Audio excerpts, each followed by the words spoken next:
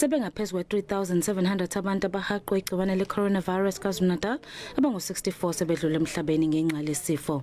Kusukela ngesonto edlule isifundazwe besimatasatasa kulungiselela ukuvula kwezikole. Kuyizikole ezingaphezu kwezinkulungwane eziyisithupha ezingu-104 azivulwanga ngenxa yokuthi izinsiza bezingaphelele. Umnyango uphoqeleke ukuthi uphinde uvale kwesikhashana izikole ezingamashumi emva kokutholakala othisha nabafundi sebehaqwe ileli gciwane. Isifunda saseMlazi isona sinezibalo eziphezulu. We have received 2 more additional cases, which takes the number from 28 to 30 cases in the province.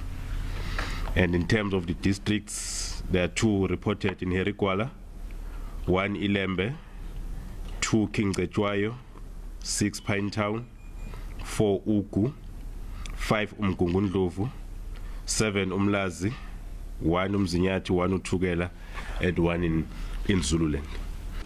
Ukuqoza kwamanzi ezindaweni ezisemakhaya nakho kuphazamisa ukuvulwa kwezikole. Izifundo ezintathu ezishayeka kakhulu.